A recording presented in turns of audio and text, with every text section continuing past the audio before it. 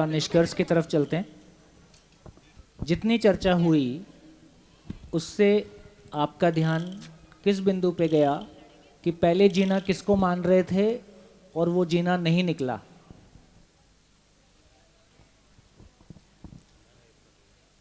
हाँ जी, माइक। अच्छा, अब आप एक बार दोबारा पूछ लेंगे क्या बोलना मुझे? तो आपने तो ठीक ही बोला। जी। क्या चीज़ को आप जीना मान रहे थे जो जिंदा निकल गया? क्या चीज़ को आप जीना मान रहे थे जो जिंदा रहने में निकल गया? ये मुझे लगता था कि समाज सेवा करना जीना है, और जो नौकरी है उसको मिशनरी भाव से करना जीना है, बहुत बढ़िया। और साहित्य का विद्यार्थी हूँ तो कुछ अतिरिक्त रूप से अपने समाज में जो अनुभव कर रहा हूँ उसको मैं क्रिएटिव राइटिंग के ज़रिए लिख लेता हूँ और लोगों को पढ़ने को मिलता है, वो खुश होते हैं, तो ये जीना है। बहुत बढ़िया। और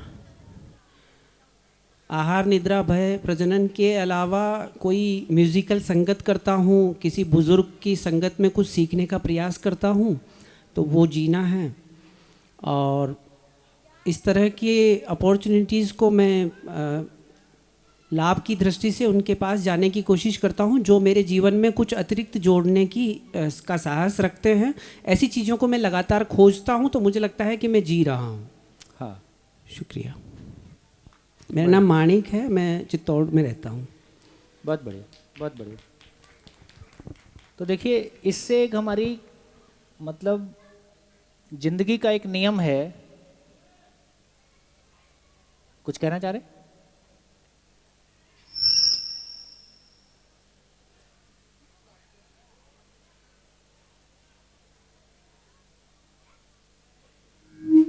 अब जैसे इन्होंने कहा था कि मैं कुछ लाभ प्राप्त करने के लिए कर रहा हूँ, तो वो तो फिर जिंदा रहने के लिए हो गया। नहीं, लाभ में जीवनगत लाभ है या भौतिक लाभ है, वो थोड़ा सा बोलने में क्लैरिटी नहीं है, लेकिन ये ठीक है कि अभी उसको देखते हैं, एक एक करके विश्लेषण करेंगे। हाँ जी, चलिए। तो देखिए, जितनी चर्चा अभी तक हुई उससे एक तो ये क्लियर हो गया कि भाव और विचार के रूप में ये कह रहे हैं कि भाव और विचार की स्थिरता हो जाए, भाव और विचार में निरंतरता हो जाए। जैसे दो शब्द हम यहाँ पे लिख सकते हैं। एक शब्द है अच्छा लगना,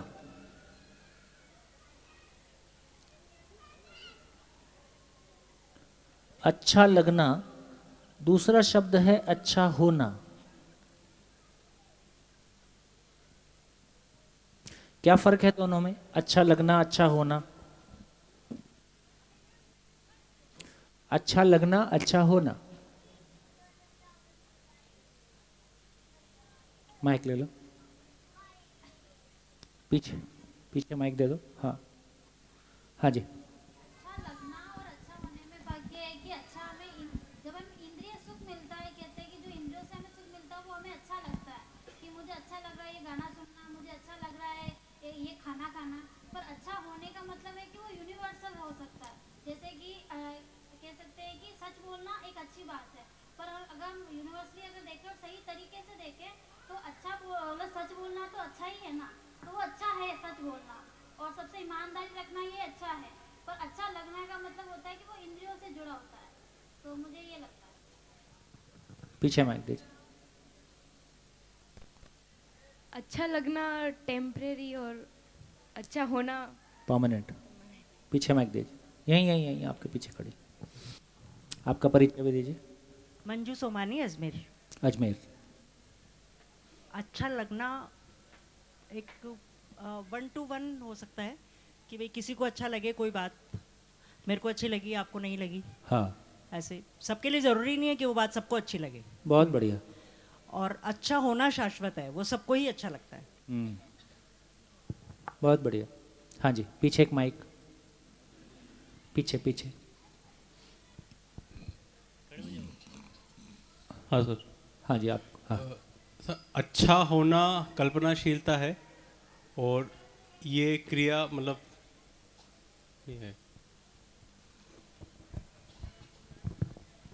नमस्कार, मेरा नाम खुशबू पटेल, आनंद निकेतन भाड़ज कैंपस अहमदाबाद से। अच्छा होना यानी कि सॉरी, अच्छा लगना यानी कि अपने रूप से बाहर से हम कैसे दिखते हैं, और अच्छा होना यानी कि हमारा व्यवहार कैसा है, हमारा वर्तन कैसा है, हमारी सोच कैसी है। बहुत बढ़िया, धन्यवाद। बहुत बढ़िया, है ना। जैसे आपको देख के कोई कह ही सकता है कि आप बहुत अच्छी लग रही हो, आप पहली लाइन सुन के इतने खुश हो गए, दूसरी लाइन सुनी नहीं, पर आप अच्छी हो नहीं। तो जब ये कहा जा रहा है कि आप अच्छे हो या हो नहीं, तो आचरण की बात कर रहे हैं। जब अच्छे लगने की बात कर रहे हैं तो शरीर की बात कर रहे हैं, ड्रेस की बात कर रहे हैं, खाने की बात कर रहे हैं। तो अच्छा लगना टेम्परेरी है। अब उसमें म्यूज़िक भी आ सकता है, फिल्म भी आ सकती है, किसी ने कविता सुनाई, अच्छा लगा।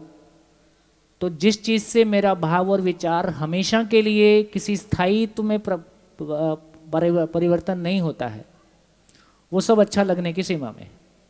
अच्छा होने का मतलब है कि मेरे भाव और विचार हमेशा के लिए सुखदायी हो जाएं, ये अच्छा होना है। तो अब अच्छा लगने की सीमा में क्या क्या आएगा उसको आप पहचान सकते हैं। तो इससे पता चला कि बहुत सारा पेंटिंग और बहुत सारा कला और तमाम ये समाज सेवा, जैसे एक दूसरी लाइन लिख सकते हैं, सुखी होके करना या करके सुखी होना। सुखी होके करना या करके सुखी होना। जब करके सुखी हो रहे हैं तो इसका मतलब वो मुझसे बाहर कोई चीज है। जब करके सुखी होने का प्रयास है तो मुझसे बाहर कोई चीज है। दूसरे का अच्छा व्यवहार भी मुझको अच्छा लगता है। दूसरा व्यक्ति मान लीजिए पूर्ण भी है, उसका भाव और विचार स्थिर भी है, और वो मुझसे व्यवहार करता है तो मुझको अच्छा लगता है। दूसरे का अच्छा लगना, अच्छा होना जब मुझ तक व्यवहार के रूप में पहुंचता है तो वो अच्छा लगता ही है, उससे मैं अच्छा हो जाता हूं, ऐसा नहीं है। तो ये सारी घटनाओं से हमारा ध्यान इस बात पे जाता है कि अभी कितनी सारी चीज़ें हैं जिनको हमने जीना माना था, जो कि बेसिकली जिंदा रहने के धरातल पे चली गई। उसमें कुछ चीज़ें हैं जिनकी क्वालिटी थोड़ी अलग है, तो उसको हम थोड़ा पहचानने की कोशिश करेंगे। तो एक बहुत अच्छा एग्जाम्पल है, उससे थोड़ी क्लैरिटी बनती है, विशेष रूप से नए लोगों के लिए। जैसे किसी ने किसी को मित्र भाव से ब्लड डोनेट किया। अब ब्लड, मित्र भाव से ब्लड डोनेट करना जिंदा रहने में आएगा कि जीने में आएगा? जो नए लोग हैं उनसे बात हो रही है, जीने में आएगा। वोटिंग कर लेते हैं। जो लोग नए लोग हैं, पहली बार कर रहे हैं और यूट्यूब से नहीं देखे हैं, उनसे बात हो रही है। तो कितने लोगों को लगता है कि जीने में आएगा? हाथ उठाइए। जीने में आएगा, ठीक है, काफ़ी सारे लोगों ने हाथ उठाए। कितने लोगों को लगता है कि जिंदा रहने में आएगा? है ना, कुछ लोगों ने हाथ उठाए। ठीक, तो अपना अपना एक्सप्लेन कर दें। जिंदा रहने पे कौन बोलेगा कि जिंदा रहने में आएगा? माइक दीजिए, इधर माइक दीजिए। बस एक ही लेंगे अभी, तो कि मैं थोड़ा वाइंड अप भी करना चाहता हूँ, कुछ शेयरिंग भी करानी है। अपने दोस्त आपका को, अपना परिचय भी दीजिए। अजय सोमानी, अजमेर से। अजमेर से। अपने दोस्त को ब्लड दिया, वो अच्छा लगने में। आप कैसे? किसी भी व्यक्ति को दे दो ब्लड, वो अच्छा होने में। किसी व्यक्ति को ब्लड, भाई कोई भी नीडी है उसको दिया, हाँ। वो तो है अच्छा होना। अच्छा होना। और अपने फ्रेंड को या अपने रिश्तेदारी में ब्लड दिया, नहीं, जिंदा रहने में आएगा कि जीने में आएगा? मित्र भाव से ब्लड डोनेट करना, मित्र भाव से ब्लड देना तो एब्सोल्यूट जिंदा रहने में, जीने में, दोनों में नहीं आएगा। पर आप किसी भी नीडी को दे दो, वो अच्छा होने में आएगा। मित्र को दोगे, वो जिंदा रहने और जीने दोनों के बीच की कड़ी है, क्योंकि इसमें गिव एंड टेक वाली रिलेशनशिप आ जाती है। आप मित्र को ब्लड दे रहे हो क्योंकि वो आपका मित्र है, उसमें प्राथमिकता मित्रता की है, रेसिप्रोसिटी की है। और आप किसी भी नीडी को दो, वो वाकई जेन्युइन अच्छा आदमी है, मेरा सोचना है। ठीक है, ठीक है, बढ़िया बढ़िया बढ़िया। देखिए, मैं कह देता हूँ ताकि मैं वाइंड अप कर सकूँ, इसलिए इस पे और लोग रात को जब आप बैठेंगे तो गोष्ठी में चर्चा करेंगे। तो एक ये क्लैरिटी बने कि अब कितने लोगों को ये क्लैरिटी बन गया कि जीने को लेके कोई कन्फ्यूज़न नहीं है, जीना क्या है इसको लेके कोई कन्फ्यूज़न नहीं है। कितने लोग हाथ उठा सकते हैं? ठीक, मैं फिर से रिपीट कर देता हूँ क्योंकि कुछ हाथ नहीं उठे।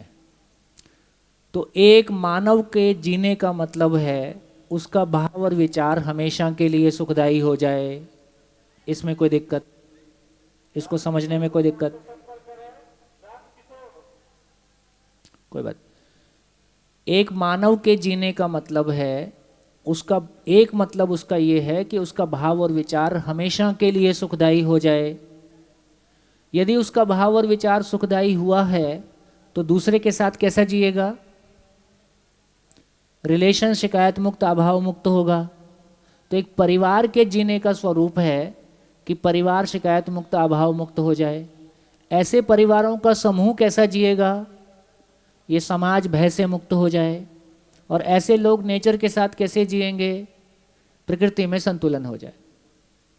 तो इसका मतलब ये हुआ कि जीने का स्वरूप एक व्यक्ति से लेकर विश्व तक हमने पहचाना कि मानव में समाधान हो जाए, परिवार में समाधान समृद्धि हो जाए, समाज भय से मुक्त हो जाए और प्रकृति में संतुलन सुनिश्चित हो जाए।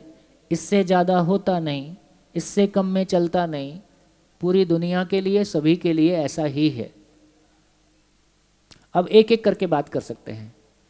क्या जिसको मैंने ब्लड डोनेट किया, किसी को मैंने ब्लड डोनेट किया तो ब्लड पाके उसके भाव और विचार स्टेबल हो जाएंगे? कोई रिलेशन है?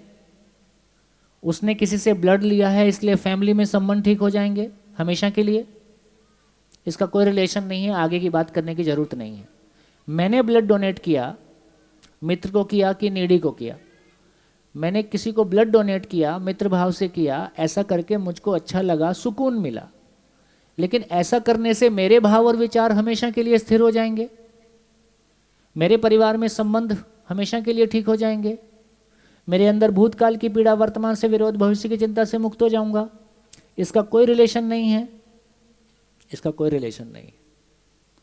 इसका मतलब है ब्लड देना और ब्लड लेना, शरीर से दिया, शरीर ने लिया, देने वाले को सुकून मिला कि मैं मित्र के काम आया, नीडी के काम आया, ये एक पार्ट है। पर इससे जीना हो गया ऐसा हम नहीं कह सकते। और अच्छा ही है, नहीं होता है ना। यदि ब्लड देने से जीना होने लगे तो मैं रात दिन ब्लड ही दूंगा हर हफ्ते जाके, क्योंकि उससे मेरा जीना हो जाता है और शरीर मर जाएगा। और दूसरे का जीना हो गया होता तो वो सामने वाले का ब्लड ही निकाल लेगा। वो क्यों 7 दिन समझने में लगाएगा, है ना। मैं कोई भूल के नहीं बताया मैं समझदार हूँ, बोले समझदार का ब्लड निकालो, और समझदार का ब्लड लेने से अपने को समझदारी आ जाती है। तो इसका मतलब है, इसलिए इस पूरी बात को और ठीक से समझने के लिए तो 3 तरह के मानव हैं। एक मानव वो हैं जो संवेदनहीन है, एक तरह के मानव वो हैं जो संवेदनशील हैं, एक तरह के मानव वो हैं जो संज्ञानशील हैं। ये 3 तरह की क्वालिटी है। संवेदनहीन का मतलब अपने सुख और अपनी सफलता के लिए दूसरे का नुकसान भी होता हो, दूसरा परेशानी में भी आए, इससे अपने को कोई फर्क नहीं पड़ता है। मेरी सफलता मिले, मेरा सुख प्राइम है। संवेदनशील का मतलब जिसने ब्लड डोनेशन दिया है, चाहे रिश्तेदार को, खुद को, उसको संवेदनशील तो बोल ही सकते हैं। संवेदनशील तो बोल ही रहे हैं। यस, उसी के लिए इसको निकालें, ये एडिशन को। इसका मतलब है फ्री में बच्चों को पढ़ा दिया, किसी का इलाज करवा दिया, चैरिटेबल हॉस्पिटल खोल दिया, है ना, गाय बचाओ, पॉलीथीन हटाओ, ये जितने भी तमाम कार्यक्रम हैं ये किस में आएंगे? तो संवेदनशीलता का मतलब है अपने तन मन धन का, अपने तन का, अपने मन का और अपने धन का दूसरों के जिंदा रहने के लिए, दूसरों के जिंदा रहने के लिए प्रसन्नता पूर्वक हम इन्वेस्ट करते हैं, तो इसका नाम संवेदनशीलता है। इसकी ज़रूरत है। तो इसका मतलब है, जो भाई साहब ने बहुत सारे एग्जाम्पल कहे थे, वो संवेदनशीलता की कैटेगरी में चले जाते हैं। तो इससे एक बात पता चली कि संवेदनहीन एक व्यक्ति किसी के लिए संवेदनहीन हो सकता है, किसी के लिए संवेदनशील हो सकता है। लेकिन ये बात भी हमको ठीक लगती है कि पशु भी संवेदनशील देखे जाते हैं अपने बच्चों के लिए। तो इसका मतलब है कि संवेदनशीलता का गुण पशु में बहुत बायोलॉजिकल है। मानव ने जिसको अपना मान लिया, जिसने अपनी चेतना का जितना विस्तार कर दिया, उतनी दूर तक हम लोगों को अपना मान सकते हैं, उनके लिए तन मन धन लगा सकते हैं। फाइनली संवेदनशीलता संज्ञानशीलता के नज़दीक है। कोई भी व्यक्ति संवेदनहीन होगा और डायरेक्टली उठ के संज्ञानशील हो जाएगा, ऐसा कभी संभव नहीं है। संवेदनहीन व्यक्ति संवेदनशील ही होगा, संवेदनशील व्यक्ति ही संज्ञानशीलता की ओर जाएगा। लेकिन ये बात भी ठीक है कि मैंने पेड़ कितने लगा दिए और मैंने जो भी कुछ संवेदनशीलता के दायरे में किया, उससे मैं संज्ञानशीलता के लिए सुपात्र बनता हूँ, उससे मैं संज्ञानशीलता के लिए सुपात्र बनता हूँ, लेकिन फाइनली संज्ञानशीलता भी आगे है। ये बात पहुँच गई? ये बात पहुँच पाई? तो चाहे मैंने कविता लिख दिया, चाहे मैं, है ना, ये बात भी ठीक है कि कोई संज्ञानशील व्यक्ति कविता लिख ही सकता है। ऐसा नहीं बोल रहे हैं कि संज्ञानशील व्यक्ति कविता नहीं लिखेगा। तो व्यक्ति का स्टेट, तो संज्ञानशीलता का मतलब केवल इतना है कि मेरा भाव और विचार हमेशा के लिए, मेरा भाव और विचार सभी के लिए सुखदायी है। मेरा परिवार शिकायत मुक्त, अभाव मुक्त, और ये हर साल आपके माध्यम से अनेक परिवारों के शिकायत मुक्त, अभाव मुक्त होने का स्वरूप आगे बढ़ता ही है। इस रूप में समाज के भयमुक्त होने का आधार बनता ही है। इस आधार पे प्रकृति में संतुलन पूर्वक जिया जाएगा। हजारों साल तक मानव जाति, लाखों साल तक मानव जाति इस धरती पे आराम से रह सकेगी, उसके लिए अनुकूलता बनती ही है। तो जीने का स्वरूप इधर क्लियर है। तो यहाँ एक बहुत बढ़िया सूत्र सामने आता है कि जिंदा रहने का कोई सामान जीने के काम नहीं आता।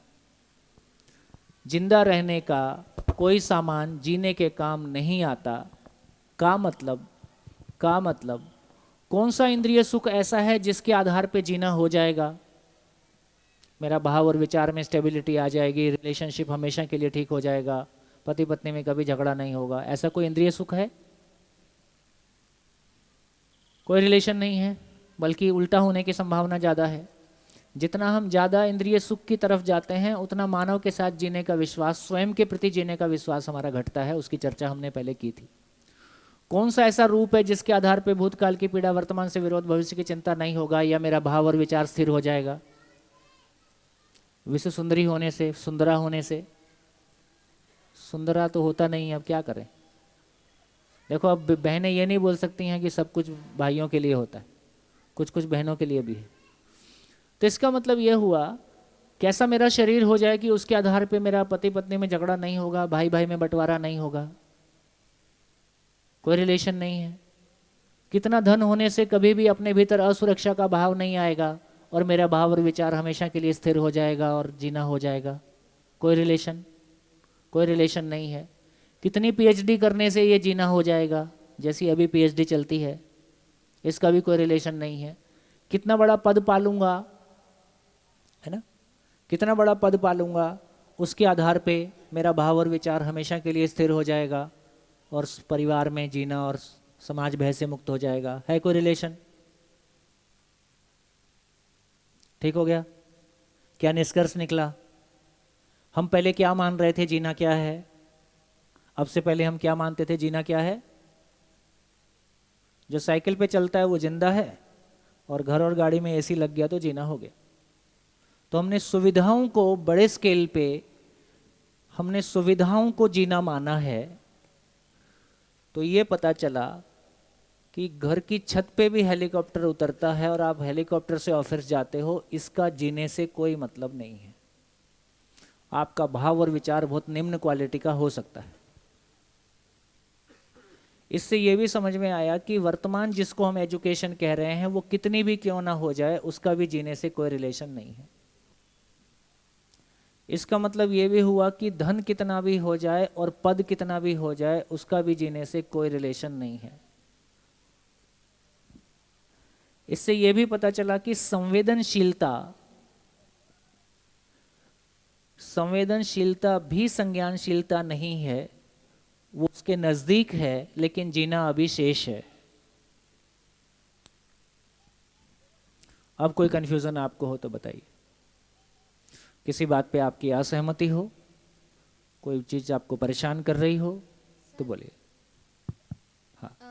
संवेदनहीनता का मतलब तो है कि मेरे स्वार्थ के लिए मैं किसी को भी हानि पहुंचाऊं, हाँ, तो वो संवेदनहीनता संवेदनहीनता। है। और संज्ञानशीलता का मतलब है कि मेरे भाव विचार मेरे लिए स्टेबल रहे, दूसरों के लिए stable सबके रहे, सुख में मेरा सुख। परिवार में, समाज में, हाँ। सब। लेकिन एक बार संवेदनशीलता को फिर से repeat- संवेदनशीलता का देखो, संवेदनशीलता की 2-3 स्टेजेस हैं। संवेदनशीलता का एक स्टेज ये है कि मैं अपने परिवार के लिए संवेदनशील हूँ, बाकी से मेरे को मतलब नहीं है।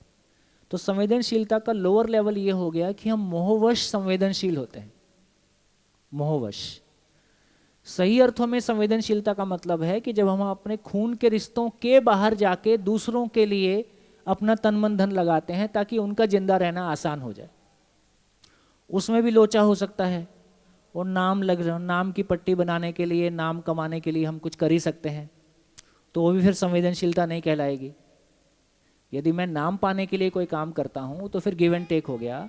तो संवेदनशीलता का मतलब है कि अपनेपन का स्वीकृति, तो मैंने दूसरे मानव को भी अपने जैसा माना है। इसके लिए जैसे मैं अपने परिवार के लिए अपना तन मन धन लगाता हूँ, ऐसे ही मैं दूसरों के लिए भी अपना तन मन धन लगाता हूँ, लेकिन उनके जिंदा रहने के अर्थ में लगाता हूँ, क्योंकि मैं मानव को ऐसा ही मानता हूँ। क्लैरिटी हुआ? हाँ जी। संवेदनशीलता और संज्ञानशीलता को थोड़ा और विस्तार में अंतर करके बताएं। अगले 7 दिन संज्ञानशीलता पे ही बात करेंगे, लेकिन कितने लोगों को लगता है कि वो संवेदनशीलता और संज्ञानशीलता को डिफरेंशिएट कर पा रहे हैं? कितने लोगों को ये लगता है कि संवेदनशीलता संज्ञानशीलता अलग अलग है, हम पहचान पा रहे हैं? हाँ जी, इधर वाले। कितने लोगों को लगता है कि कंफ्यूजिंग है? हाथ उठाइए, संकोच ना करें। हाँ, है तो है। बहुत बढ़िया, चलिए। हाँ जी, बोलिए। सर, संज्ञानशीलता में कॉम्प्रोमाइज हो सकता बिल्कुल है? नहीं, बिल्कुल नहीं। संज्ञानशीलता में कोई कॉम्प्रोमाइज नहीं है, संवेदनशीलता में कॉम्प्रोमाइज होता है। मेरे भाव विचार किसी और के लिए अच्छे रहे तो कॉम्प्रोमाइज वाली चीज नहीं, अच्छे रहें, वो मेरी खुशी के लिए मेरी ज़रूरत है, दूसरे के लिए ये सवाल नहीं है। मेरे भाव विचार दूसरे के लिए अच्छे रहें, ये मेरी खुशी के लिए मेरी ज़रूरत है, इसलिए ऐसा होता है। सर ये सर ये सील यानी शीलता स्वभाव, मैं समझता हूँ थोड़ा माइक ठीक रखें, सामने रखें। हाँ। क्या ये सील या शीलता, संवेदनशीलता, संवेदनहीनता, शीलता का ये जो संज्ञानशीलता है, ये हाईएस्ट डिग्री है क्या? हाईएस्ट डिग्री है ना? बढ़िया और पहचान। ये अल्टीमेट हमारा इस प्रोग्राम का मैं समझता हूँ, इस प्रोग्राम का भी, आदमी की जिंदगी का भी। ये प्रोग्राम अलग से कुछ नहीं है। मानव की जिंदगी का चरम क्या है, ये मानव की जिंदगी का चरम है। इससे ऊपर कोई डिग्री नहीं है। इससे ऊपर कोई डिग्री नहीं है, और इससे कम में तृप्ति नहीं मिलेगा। इससे कम में पूर्ण तृप्ति नहीं है, आंशिक तृप्ति, अधूरी तृप्ति होती है। हाँ जी।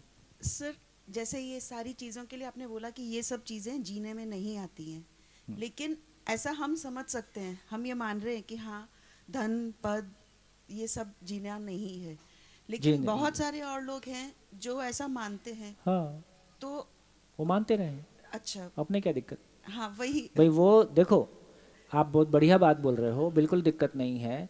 आदमी की जिंदगी वहाँ से शुरू होती है जब वो किसी चीज़ को ये पहचानता है कि ये अधूरापन है, वहाँ से एक पैर आगे उठा देता है। जो अधूरेपन को पूरा मान के जीता रहता है, उसको आगे बढ़ने की भी क्या ज़रूरत है? और उसी में गोल गोल घूम के परेशान होते रहता है, और अंतिम ज्ञान उसके पास रहता ही है, सुख दुख साथ साथ है, जीवन एक संघर्ष है, संसार माया है, कुछ समझ नहीं आया है। तो इसका इतना ही मतलब हुआ, जिंदगी किसी को माफ़ नहीं करती है। नेचर का नियम है, उसको बदला नहीं जा सकता। इसलिए दुख की बहुत शानदार परिभाषा है, नियम का विरोध ही दुख है। नियम का विरोध ही दुख है। और नियम का मतलब ही है जो बदलता नहीं है। इसका मतलब है नियम ना मेरे लिए बदलेगा, ना आपके लिए बदलेगा, है ना इस विश्व के प्रधानमंत्री, पूरे यूएनओ के सेक्रेटरी के लिए बदलेगा, ना 80 साल वाले के लिए बदलेगा, ना 2 साल वाले के लिए बदलेगा। सर, वो संज्ञानशीलता होती क्या है एक्चुअली? संज्ञानशीलता यही होती है, मेरा भाव और विचार हमेशा, अभी हमारे भाव और विचार कैसे चलते हैं, 5 साल बाद गूगल एक ऐसी चिप लाने वाला है जिसको ब्रेन में लगाने से 2 गज दूर के आदमी का विचार आपको सुनाई दे जाएगा। वो जो सोच रहा है आपको डायरेक्टली सुनाई दे रहा है। क्या होगा, कैसी होगी दुनिया? 2 गज दूरी, मास्क है जरूरी। तो बाय डिफॉल्ट आदमी से 2 गज दूर रहेगा। पति पत्नी एक बिस्तर पे सोए नहीं भूल के, सारे राज खुल जाएंगे रात को सोते सोते। तो इसका मतलब ये है हमारे भाव और विचार में क्या क्या चलता है, और ऐसा तमाम चलता है जो मुझको सोच के अपने ऊपर गिल्ट आता है, ग्लानि होती है कि यार ऐसा विचार ऐसी इच्छा मेरे को क्यों होती है, और उसके बावजूद भी बार बार होती है। इसका मतलब है हमने दूसरों से दुख ज्यादा पाया है कि अपने से ज्यादा पाया है। हमने ज्यादा दुख अपने आप से पाया है। देने वाले ने गाली एक बार दिया था 1947 में, हमने कितनी बार उस गाली को रिपीट करके दुखी हुए हैं? 20 लाख बार, 50 लाख बार। देने वाले ने एक बार दुख दिया था, मैंने 50 लाख बार दुख पाया है। तो हम लोगों ने बहुत मेहनत करके दुख पाए हैं, बहुत मेहनती लोग हैं, और आगे भी ये मेहनत जारी रखेंगे समझ में नहीं आया तो। इसका ये मतलब हुआ कि कोई कुछ भी मानता रहे, मुझको जिंदगी की तलाश है, मुझको तलाश है तो मैं चलूंगा, जिसको चलना होगा चलेगा, नहीं चलना होगा नहीं चलेगा। अपने बुलेट प्रूफ जैकेट पहन लें, अपनी ज़िंदगी आराम में आ जाए। और ऐसे बहुत सारे लोग हैं जो चाहते हैं कि हमारी ज़िंदगी आराम में आ जाए। जिसको अभी भूख है उनको अभी खिला देंगे, जिसको कल भूख लगेगी उसको कल खिला देंगे। हाँ जी सर, मैं गौरव बुंदेल अजमेर से। सर, एक मतलब क्वेश्चन दिमाग में आया जब आपने संवेदनशील, संवेदनहीन और एक ज्ञानशील बताया कि जैसे मतलब वो एक डे लाइफ के अकॉर्डिंग मेरे को एग्जांपल याद आया कि जैसे आजकल सर्वोगेसी मदर चल रहा है कि कई माएँ सोचती है कि बोले मैं मेरा बच्चा भी पैदा करना चाहती हूँ लेकिन मैं खुद नहीं पैदा करना चाहती। तो वो एग्जांपल संवेदनहीन में आएगा, संवेदनशील में आएगा, या ज्ञानशील में? क्योंकि पहले उनको चाहिए कि बोले मैं बॉडी मेरी फिट रहे, फिर उसके बाद उनको बच्चे से लगाओ, और फिर उसके बाद में उसका ज्ञानशील। तो ये किस कैटेगरी के अंदर आएगा? मेरे को एक क्वेश्चन दिमाग में ही है। अच्छा क्वेश्चन है, सभा ही सोचे, मैं क्यों सब पे बोलूं? सभा भी कुछ सोचेगी अब। बिल्कुल ठीक है, तो ऐसे तमाम क्वेश्चन हमारे ध्यान में आएंगे। गुड, हाँ जी, और बोलिए, और कुछ? सर, मैं वैशाली, आनंद निकेतन अहमदाबाद से जी। सर, संवेदनशीलता और संज्ञानशीलता में मेरे भाव और विचार ये है कि किसी को ज़रूरत है मैं मदद करूं। हाँ। मदद करने के बाद फिर ये होता है कि वो मदद सही रूप से सही जगह गई नहीं गई, और उसके बाद विचारों में परिवर्तन होना, ये कैसे फिर इसको? तो बस देखो यही बात है कि बैठिए, बहुत क्लियरली मेरे को लगता है इस बात को समझने की जरूरत है। क्यों बजाई ताली? बहुत समझने लायक बात यह है कि अभी हमारे भाव कैसे हैं। अभी हमारे भाव लगातार एक जैसे बने रहते हैं कि लगातार परिवर्तन होते रहता है। आधे घंटे पहले एक आदमी के साथ लगता है कि तुम्हारे बिना मेरी कोई जिंदगी नहीं, और आधे घंटे बाद उसी आदमी के साथ लगता है तुम ना होते तो बहुत अच्छा होता। तो इससे ये समझ में आया कि संवेदनशीलता का मतलब है कि हम मानव को शरीर के रूप में पहचानते हैं, शरीर की आवश्यकताओं के रूप में पहचानते हैं। चूंकि शरीर परिवर्तनशील है, शरीर की आवश्यकता परिवर्तनशील है, इसलिए शरीर से जुड़ा हुआ भाव भी परिवर्तनशील है। इतनी ही कहानी। बच्चा छोटा रहता है, आपको उसके प्रति बहुत भाव आता है क्योंकि उसका सब कुछ आपके ऊपर निर्भर है। कल आपको ऐसी बात कहते हो, कहता है नहीं ऐसा नहीं हो सकता, वो मना कर देता है, तो आपका भाव वैसा नहीं रहता है। इसका मतलब है कि जैसे जैसे उसका शरीर बदल रहा है, उसकी मान्यताएं बदलती हैं, उसके साथ साथ आपका भाव भी बदलता है, क्योंकि आपका भाव, संवेदनशीलता का मतलब है अनुकूलता, शरीर की अनुकूलता प्रतिकूलता के साथ में भाव जुड़ा हुआ है। और संज्ञानशीलता का मतलब है जो मानव का होना, नेचर में जैसा मानव का होना है वो कभी नहीं बदलता है। जब वो कभी नहीं बदलता वाले के साथ जुड़ जाता है तो भाव भी कभी नहीं बदलता है। इसका नाम संज्ञानशीलता है। बढ़िया। ये मैं समझता हूँ कि जिस गति पे हम एनलाइटन होते जा रहे हैं, हाँ, तो मैं समझता हूँ कि क्या ये संभव है कि जब पति पत्नी की शादी होती है तो पति को पत्नी चंद्रमुखी लगती है, 2-3 साल के बाद सूर्यमुखी हो जाती है, और 10-15 साल बाद हम जैसों के वो कहते हैं ज्वालामुखी हो जाती है कि नहीं? अगर ये भाव जो है शुरू में ये ऐसे हो जाए तो हमेशा हमेशा के लिए मुझे लगता है वो चंद्रमुखी बनी रहेगी। क्या ये संभव है क्या? देखिए, मैं मेरे एग्जाम मुझको लगता है कि चाहे आपने मजाक में कहा है, पर ये अपेक्षित तो है ही है। पति पत्नी एक वो संबंध है जिसमें हमने सब कुछ दोनों का एक दूसरे के लिए है और वो एक लाइफ लॉन्ग रिलेशनशिप है। तो कम से कम मेरी ज़िंदगी से मैं कह सकता हूँ, मेरी शादी को 30 साल पूरा हो गया। पहले दिन जो भाव था वो भाव कम नहीं पड़ा है और बेहतर हुआ है ना? ठीक, इसका मतलब है मशीन ठीक चल रही है तो ठीक ही चलेगी, और ठीक नहीं चल रही है तो ख़राब चल रही है, ये पता चलेगा ही। तो इसका मतलब है हमको मशीन चलानी नहीं आती है अपनी और रिलेशन की। तो इसका मतलब है कि ऐसा होने की आवश्यकता है ही, ऐसा हम सब की चाहना है ही कि दुनिया में सभी पति पत्नी एक सुखद संबंध के साथ में जिएं। लेकिन वो मानसिक तैयारी हमारी नहीं है, मानसिक योग्यता हमारी नहीं है। चाहत है कि अच्छा चले, जिंदगी चाहत से नहीं चलती है, योग्यता से चलती है। उस योग्यता के लिए हमको कुछ करना होता है। जिंदा रहने के लिए हमने 25 साल मेहनत की है तो 2 वक्त की रोटी के लिए कोई जॉब मिलने के लिए हमारी क्वालिफिकेशन बनी है। जब जिंदा रहने के लिए 2 वक्त की रोटी के लिए हमने 25 साल 30 साल मेहनत की है, उसके बावजूद भी उसमें लड़खड़ाते ही रहते हैं। तो जीने के लिए, जीने की दुनिया मेरी भर जाए, उसके लिए मैंने कौन सा मेहनत किया है? तो हमने टेकन फॉर ग्रांटेड माना है कि पत्नी है उसको ऐसा होना ही चाहिए, और पत्नी ने माना है कि पति ऐसा होना ही चाहिए। अभी लड़का लड़की दोनों जॉब करते हैं, दोनों फाइनेंशियली सेल्फ रिलायंट हैं, दोनों मानसिक रूप से अपने आप में सक्षम हैं। तो बेसिकली 2 पतियों की शादी होती है और दोनों एक दूसरे में पत्नी तलाशते हैं। लड़की सोचती है कि एक ऐसे लड़के की ज़रूरत है जो मेरी मुझको समझे और मेरे अनुसार चले। लड़का तो पहले से यही सोचता आया है। तो दोनों पति हैं मानसिक रूप से। तो मानसिक रूप से 2 पतियों की शादी हो रही है, और फिजिकली भी हो जाए तो क्या बुरा है? ऐसा भी होता ही है, अभी कल ही किसी की हुई है। तो इसका मतलब है ये अब संभव नहीं है ना? हाँ जी, बोलिए। Mic last.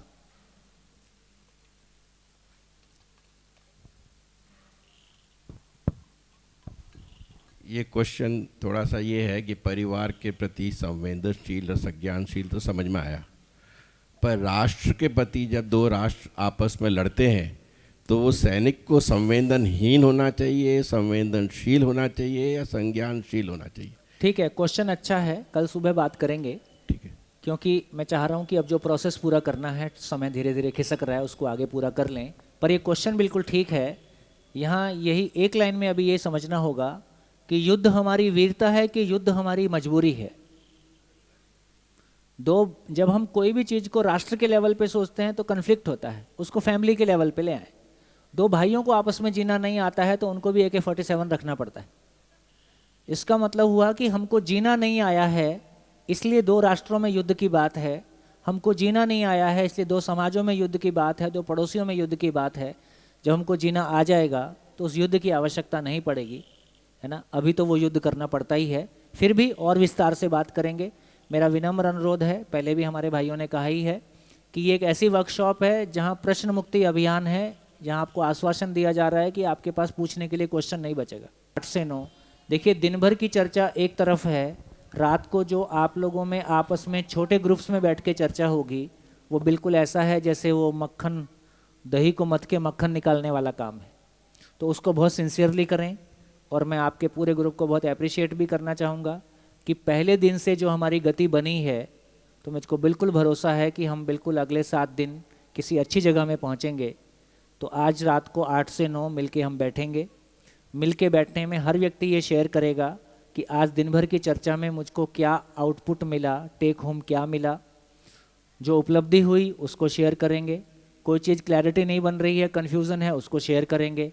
ग्रुप में से जिनको वो क्लैरिटी बनी है वो आपको शेयर करेंगे। यदि दोनों में ग्रुप में क्लैरिटी नहीं बन रही है तो जो आपके ग्रुप को लीड कर रहे होंगे, जो पुराने लोग आपके ग्रुप को फैसिलिटेट कर रहे होंगे, वो आपको सहयोग करेंगे। हमारे पुराने मित्र ग्रुप का शिविर नहीं चलाएंगे, आवश्यकता होने से केवल फैसिलिटेट करेंगे। जितना कंटेंट बोर्ड पे चल रहा है उससे आगे नहीं जाएंगे, केवल जितना कंटेंट बोर्ड पे पड़ा है उसके साथ साथ चलेंगे। तो मैं सभी अपने मित्रों से अनुरोध करता हूँ, एक बार सामने आ जाए। और 2-2 मिनट में आपका परिचय करते जाइए, कुछ शेष बचेगा तो मैं कर दूंगा।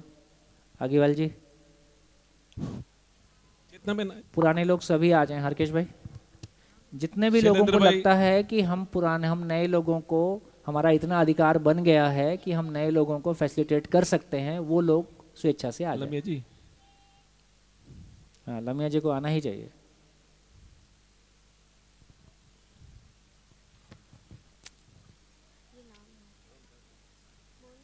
हाँ जी, शॉर्ट में आपका इंट्रोडक्शन कर दें ताकि एक परिचय हो जाएगा, और ग्रुप बनाने का काम फिर सोच लीजिए कि ग्रुप कैसे बनाएंगे और कहाँ बैठेंगे, तो उसको सेट कर लेंगे।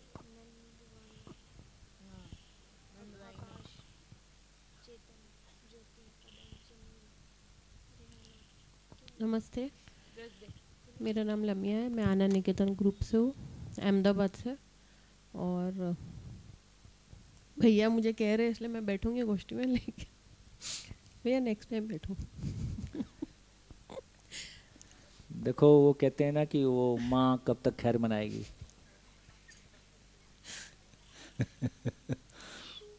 नहीं, वैसा मेरा काफ़ी 4-5 शिविर हो गए हैं, परिचय शिविर मैंने स्टार्ट की थी मांडवी से, उसके बाद और काफ़ी चीज़ें समझ में आ गई है इंटरनली।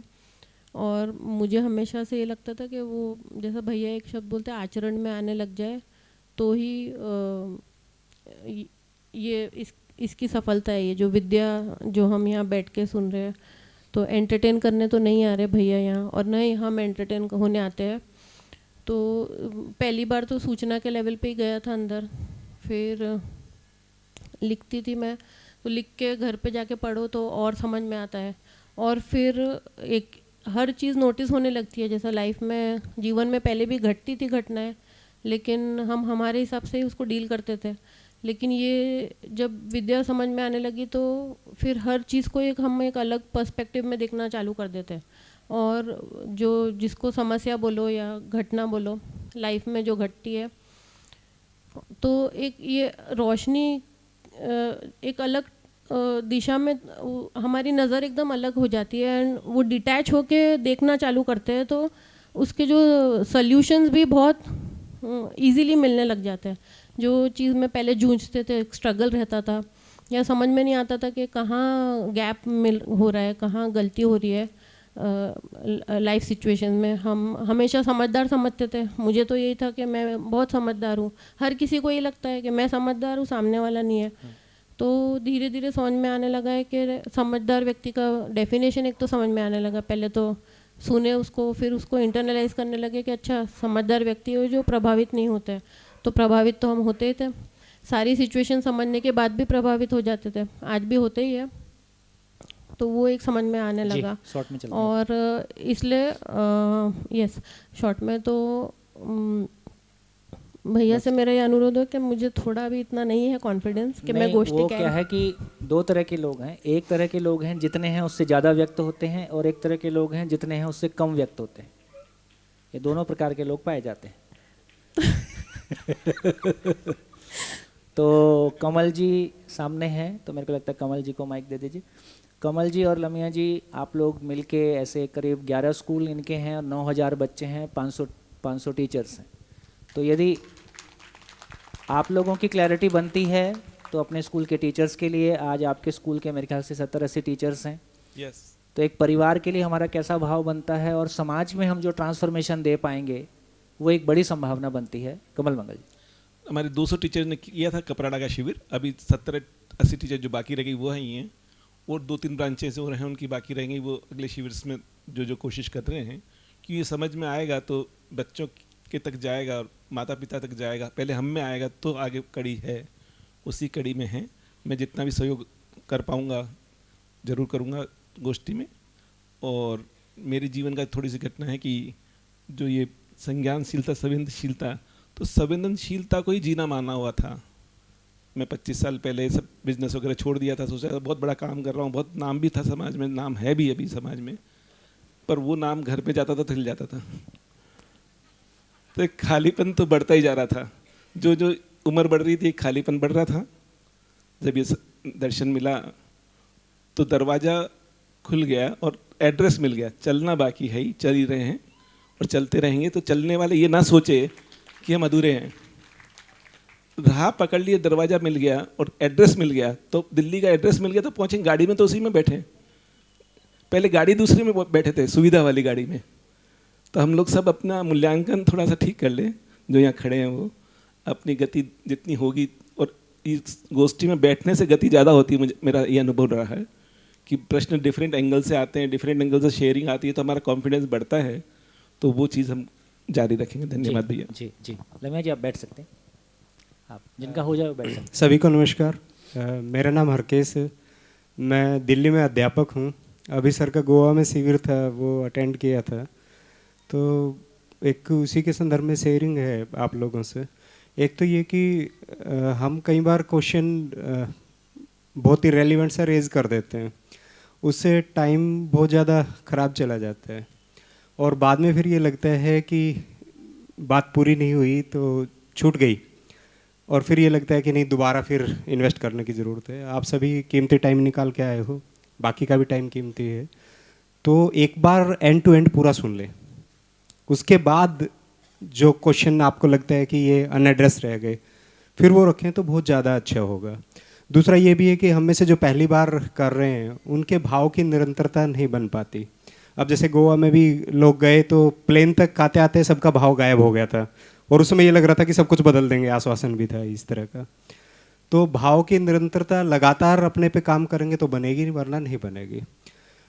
तीसरा ये कि मुझे ये लगता था कि अपना परिवार ठीक है, सारी चीज़ें ठीक हैं बचपन से, लेकिन बाद में जब सिस्टर की शादी हुई और शादियां हुई भाइयों की, तो उसमें ये रहा कि बहन गई इसी समाज में गई, बहू आई इसी समाज से आई।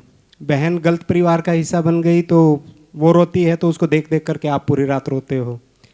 आपके यहाँ जो आ गई वो ठीक नहीं है तो परिवार की ज़िंदगी मुश्किल में आनी है, आप ठीक नहीं हो तो उस बेचारे की ज़िंदगी मुश्किल में आनी है।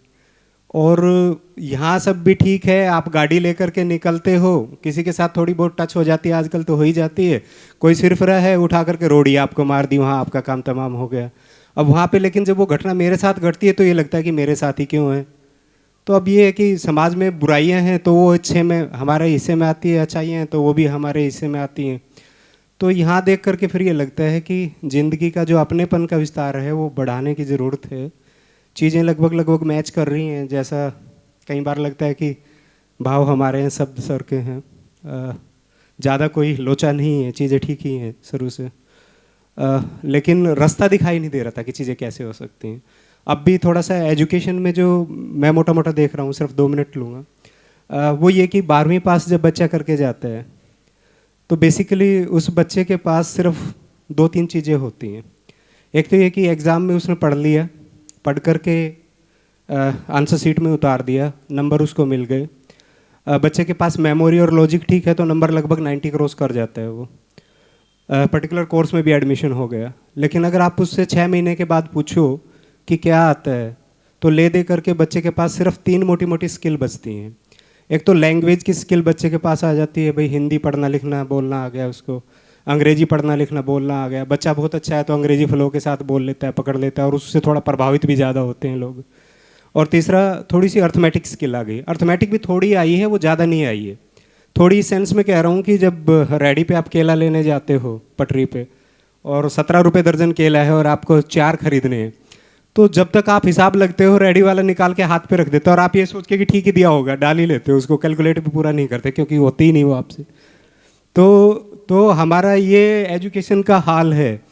और उसमें भी फिर जब शेयरिंग होती है कि भाई बताइए कैसा रहा रिजल्ट, तो टीचर बहुत खुश होता है, भाई 100% रिजल्ट दे दिया सर, अब तो आज तो पार्टी हो जाए। तो मैं ये कहता हूँ भाई आप ईमानदारी से ये बताओ कि कितनी बार आपने ये आकर के कहा कि सर ये 8 बच्चे मेरी क्लास में नहीं होते तो मज़ा आ जाता। अब वो 8 बच्चे आपने यहाँ से पास कर दिए, समाज में जाएंगे तो वो क्या करेंगे?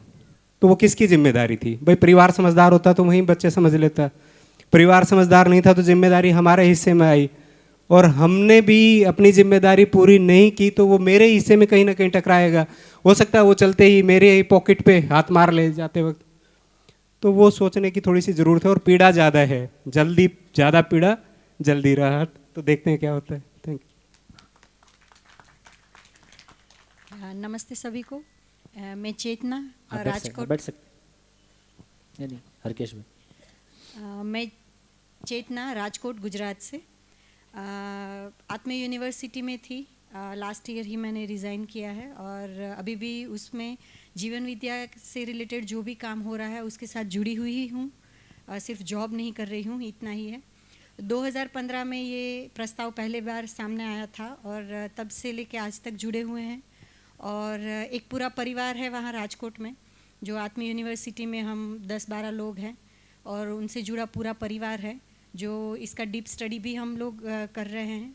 और जब ये प्रस्ताव आया और अपने में देखना शुरू किया तो सबसे पहले जो था कि इसको मैंने कैसे लिया या क्यों मैं जुड़ी, तो संबंधों में जो भी कुछ प्रॉब्लम्स थी वहीं से मैं जुड़ी थी कि भाई उसको ठीक करना है, क्यों मैं नहीं जी पा रही हूँ और दूसरों को जीने नहीं दे रही हूँ, तो उसको ही ठीक करने के लिए इसमें जुड़े थे। तो इतने साल की जर्नी और डीप स्टडी जो भी है और उसको बार बार अपने में देखने से ये ध्यान गया कि कहीं ना कहीं ये जो स्वयं के प्रति विश्वास यहाँ पे भैया ने बताया वो ही क्लियर नहीं हो रहा था, तो संबंधों में भी कुछ दिख नहीं रहा था। तो अभी इतनी यात्रा से इतना क्लियर हुआ है कि एक बड़ा परिवार अब मेरे पास है और हम लोग लगभग 50-60 लोग हैं जो इस पूरी जर्नी में एक साथ हैं। और ये जो अध्ययन के थ्रू इसको और समझना है, उसकी गहराई तक पहुंचने के लिए हम सब प्रयत्नशील हैं। और ऐसे जब परिचय शिविर होते हैं तो अपनी उपयोगिता जहाँ पे है वहाँ पे हम लोग मीन्स पहुँचते हैं। और इसमें जैसे भैया ने बताया कि जब गोष्ठी करते हैं तो उद्धार तो खुद का ही होता है। इसमें सामने वाले के जो प्रश्न हैं उसके जवाब में खुद से ही वो होता है कि भी मैं ये कर पाती हूँ तब मैं बोल पाती हूँ, उससे पहले बोल नहीं पाती। तो ये बहुत ही बढ़िया रहता है। Thank you. बहुत बढ़िया। नमस्कार, मेरा नाम रोहतास है, मैं हरियाणा से हूँ। और 2018 में ये विद्या का प्रस्ताव मेरे पास आया था, तो मैं इंदौर 7 दिन दाई माँ जी के पास रहा था। उसके बाद कुछ राम जी भाई और कई प्रबुद्ध लोगों से भी मैं मिला हूँ। तो अभी मेरा तो श्रम अभ्यास का काम कुछ आगे बढ़ा है। इसमें मैं पेशे से अध्यापक हूँ और एक प्राइवेट स्कूल भी है अपना। तो एक तो 100 गायों की डेयरी है मेरे पास, सारी देसी गायें हैं, और कुछ खेती का काम उसमें ही ज़्यादा समय लग जाता है। और बाकी परिचय शिविर कर रहे हैं। परिवार में भी लगभग सभी लोगों ने परिचय शिविर किए हैं। भाई ने 6 महीने का छुट्टी में अध्ययन किया है। कौन सुख भाई? भरत भाई है। भरत भाई। तो अभी तो अपने परिवार पे ही लगे हुए हैं, समाज का कोई ज़्यादा कुछ किया नहीं है, बस इतना ही। बढ़िया बढ़िया बढ़िया। सभी को नमस्कार। सोम भैया के प्रति कृतज्ञता। मैं तो उनका बहुत बहुत आभारी हूँ कि पहले ही दिन इन्होंने सूरत में, मैं डॉक्टर पदम नाहर सूरत से हूँ, और पहले ही दिन जब सूरत में भैया आए तब इनको 3 घंटे सुना, परिचय का परिचय। तब से बराबर जुड़े हुए हैं, करीब 9 साल होने को आए हैं। अध्ययन के लिए भी हम 3 वर्ष में 10 दिन के लिए छोटी जाते थे। फिर उसके बाद में हमारे सूरत में भी कार्यक्रम चलते हैं, यहाँ भी चल रहे हैं, सब कार्यक्रमों में भाग लेते ही है। ज़िंदगी में जीने का अध्ययन अभ्यास चल ही रहा है। बहुत ही अच्छा स्वयं के प्रति विश्वास और संबंधों में तृप्तिपूर्वक जीने का, परिवार में एक सुखद डिजाइन और समाज के साथ भी जो गति बन रही है वो बहुत ही बढ़िया है। और इसका खास प्रमाण तो ये है कि मेरा बच्चा जो अभी सोम भैया का पहला, जब फर्स्ट ईयर साइंस में उसने कॉलेज में एडमिशन लिया तो सोम भैया का शिविर किया था। फिर उसने भी 3 साल अध्ययन किया, 2 वर्ष तक मानव तीर्थ में अध्ययन करके आया। अभी मेरी पुत्र वधू जो आई है वो भी 2 वर्ष मानव तीर्थ में अध्ययन करने के बाद दर्शन से जुड़ी है। पूरा परिवार दर्शन के साथ जुड़ा है। पूरे परिवार में मैं खाली आपको एक ही बात कह सकता हूँ कि इस दर्शन की इतनी बड़ी ताकत है कि इससे श्रेष्ठ मैंने कई प्रकार की साधनाएं, कई अभ्यास, कई प्रयोग किए हैं, लेकिन इससे श्रेष्ठ धरती पे मुझे अभी तक कुछ मिला नहीं। और हम इससे गदगद होके आज भी बड़े सहर्ष परिवार के साथ, सबके साथ, मित्रों के साथ जीते हैं। आपसे भी ये मुझे 100% उम्मीद है कि इस शिविर के अंत में सारे के सारे लोग जो मेरे भाव है वही भाव सब लेके जाएंगे। सभी को धन्यवाद। बढ़िया। नमस्कार, मेरा नाम अशोक अग्रवाल है, सूरत से हूँ। और मैं बिजनेसमैन हूँ, बिजनेस करता हूँ। तो मैं 2012 के अंदर जो है भैया का इंट्रोडक्शन, तीन घंटे का इंट्रोडक्शन शिविर हुआ था, उसके अंदर से मैं जुड़ा था। वो मेरे को इतनी प्यास थी, पहले मैं आर्ट ऑफ लिविंग से जुड़ा हुआ था, ब्रह्म कुमारी से जुड़ा हुआ था, लेकिन जब इनका 3 घंटे का सुना तो वो अद्भुत लगा। तब से मैं इनके जितने शिविर होते हैं, जहाँ भी जा पाता हूँ, संभव होता है, वहाँ मैं जाकर आया। लेकिन 3-4 साल से अभी नहीं जा पाया मैं इनके इसमें। अब ये काफ़ी टाइम बाद कर रहा हूँ मैं। बाकी यह है कि भी जीवन विद्या की गाड़ी में बैठ गए हैं, लक्ष्य निश्चित है, तो वो लक्ष्य निश्चित करके ही चलना पड़ेगा। जो जैसा है वैसा समझना, अपने को बदलना कुछ नहीं है, जो नेचर में जैसा है उसको समझना है खाली। वो समझ में आ गया तो हम अपने लक्ष्य पे पहुंच जाएंगे, इतना ही है। Thank you. बढ़िया बढ़िया। सभी को नमस्ते। शैलेंद्र, पुणे से आईटी कंपनी में कार्यरत हूँ। 1 साल पहले जीवन विद्या का पहला शिविर किया था और अभी ऐसा बोल सकते हैं कि अध्ययनरत हैं, पत्नी के साथ हूँ, परिवार के साथ, और अभी समझना और जीना साथ साथ में हो रहा है और काफ़ी तृप्ति है ये जीवन विद्या में आने के बाद।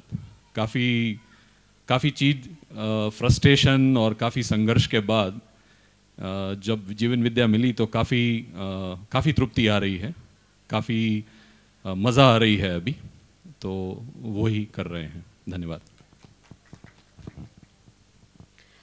मेरा नाम अर्चना है।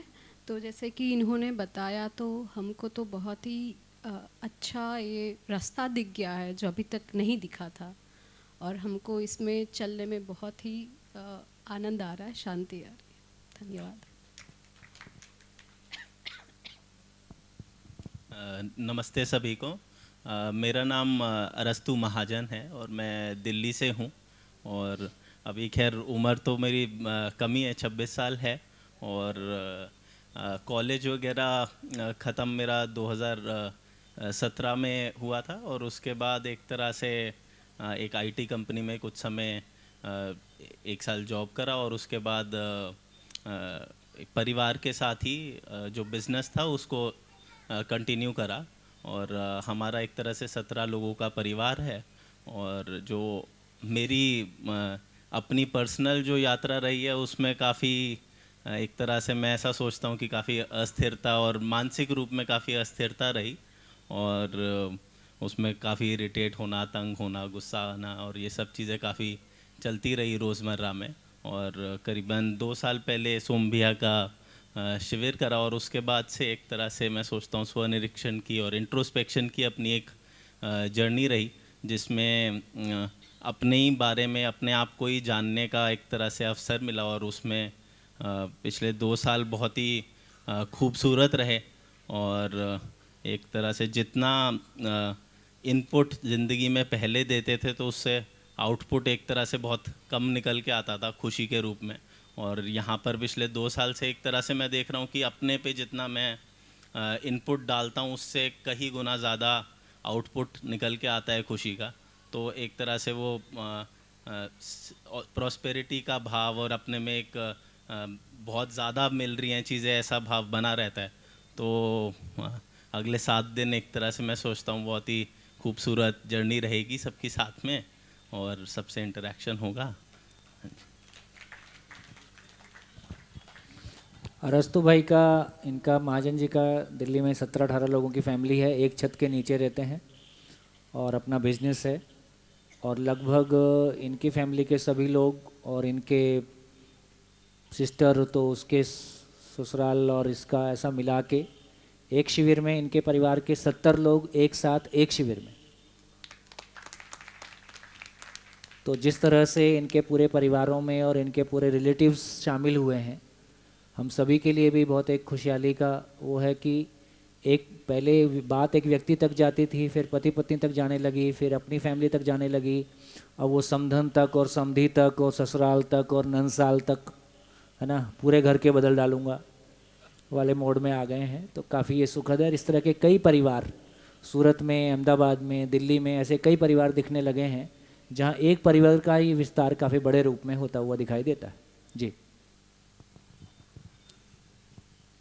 जी, कुंज बिहारी नंदवाना राजसमंद से हूँ। 2019 से विद्या से जुड़ा हुआ हूँ और अभी पठन क्रम में ही है और मिल के बैठेंगे, कुछ नया सीखेंगे, उसी प्रयास में है। सब साथ साथ करेंगे, आनंद करेंगे। बढ़िया बढ़िया। सभी को नमस्ते। मेरा नाम सादुल सिंह है, जैसलमेर से हूँ। खेती मेरा व्यवसाय है। 2018 से जीवन विद्या से जुड़ा हूँ और अध्ययन कर रहा हूँ। लगभग हर शिविर सोम भैया का करता हूँ। बाकी यूट्यूब में बाकी 7 दिन बात करेंगे आराम से। बाकी साथियों ने सब बताए हैं। धन्यवाद।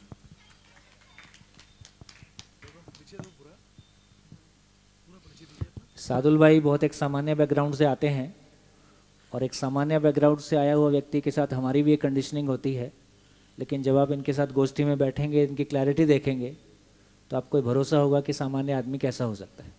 जी,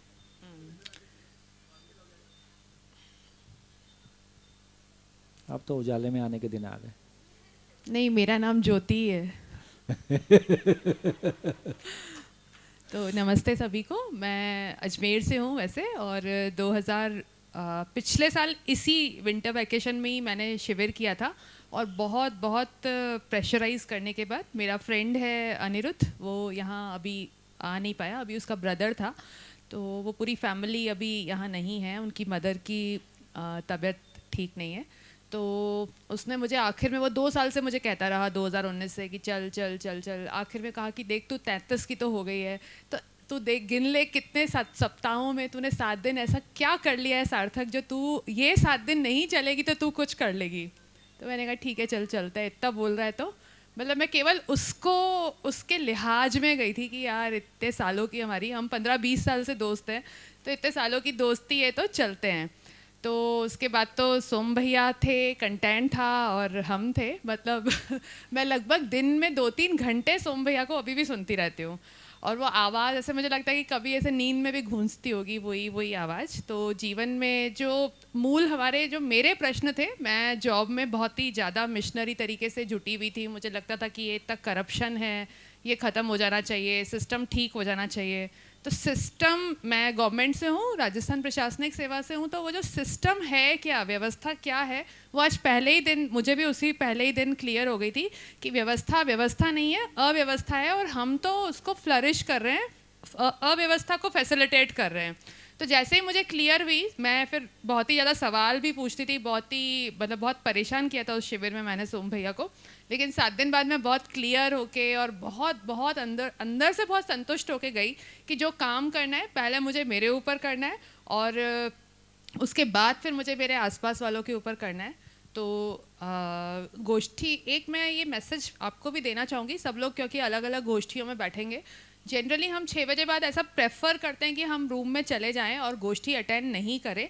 लेकिन गोष्ठी, जो भैया ने बोला ना कि जो मक्खन निकलता है, जो हम मथते हैं और जो फाइनली जो चीज़ निकलती है वो गोष्ठी में ही निकलेगी। बहुत बार हम एक दूसरे से मंच में क्वेश्चंस पूछ नहीं पाते हैं, वो भी हम गोष्ठी में ही पूछते हैं, और जो फाइनली क्रक्स उस दिन का, वो आपका गोष्ठी में पकड़ में आएगा, आपको हाथ में आएगा। तो मेरा सभी से निवेदन है कि आप गोष्ठी में ज़रूर से बैठें। Thank you. ये एक सुखद स्थिति बन रही है कि ज्योति बहन, जो राजस्थान की प्रशासनिक एकेडमी जो मेनली जयपुर में है और उसका एक ब्रांच उदयपुर में है, तो उदयपुर में जो प्रशासनिक एकेडमी को हेड कर रही हैं, और वहाँ अब जितने अधिकारी आ रहे हैं उनके साथ भी इस कंटेंट को आगे लेके जा रही हैं। वैसे तो मैं सुबह बता चुका, एक लाइन खाली जोड़नी थी कि जैसे 55 साल में पहली बार जब मेरा अपने पे ध्यान गया तो मैंने महसूस किया कि अपना अधूरापन स्वीकार ही नहीं होता है। अब मेरे को न रात को नींद आती है, 24 घंटे ध्यान बना रहता है यार कि कैसे मैं अपने आवेश को ख़त्म करूं, स्वभाव गति में आऊं। तो जैसा अभी जितने साथी आए, इनको मैं देख रहा हूं कि ये सारे साथियों के अंदर अपने आप से युद्ध चल रहा है, सारे लड़ रहे हैं अपने आप से, सब अपने आप को पूर्णता की तरफ ले जाना चाह रहे हैं, पूरा बनना चाह रहे हैं, समझदार होना चाह रहे हैं। तो ये अब क्रांति जो है ना, अब समझ में आई कि मैं आंदोलन में रहा कि भाई व्यवस्था परिवर्तन करना है, राष्ट्र निर्माण करना है। क्रांति बाहर होती नहीं है, अंदर होती है। अपने आप से जो आदमी लड़ता है और आंदोलन से मुक्त होता है, तब जाके बाहर क्रांति उसके बाद होती है। तो हमारे सारे साथियों को मैं देख रहा हूँ, जब भी जीवन विद्या शिविर में जाता हूँ, अब और कोई काम है ही नहीं, जहाँ भी शिविर होता है, हिमाचल में हो, गुजरात में हो, कहीं भी हो, MP में हो, जाना है। तो सारे साथियों को एक ही तड़फ है, कैसे यार पूरे हो जाएं। तो ऐसे में जैसे सोम भाई ने कहा, ये 3 जो बोर्ड है ना, ये दर्पण है, ये मिरर, इसमें आपको अस्तित्व के प्रकृति के नियम बता रहे हैं। हर व्यक्ति जिसने खुले दिमाग से सुन लिया, उसको अपना अधूरापन समझ में आ जाए, कहाँ कहाँ नियम का विरोध हो रहा है, कहाँ मैं नियम तोड़ रहा हूँ, और जो खुद में परिवार में जो दुख, उसका कारण ये नियम का विरोध है। तो अपने अधूरेपन को हम पहचान सकते हैं इस अस्तित्व के नियम को समझ के, क्योंकि नियम तो अस्तित्व में है ही, हमको तो खाली पहचानने होते हैं, समझने होते हैं, हमारी बनाने की हैसियत नहीं है। और खुद पे खुद ही काम करके हम अपने अधूरेपन को दूर कर सकते हैं। तो धन्यवाद।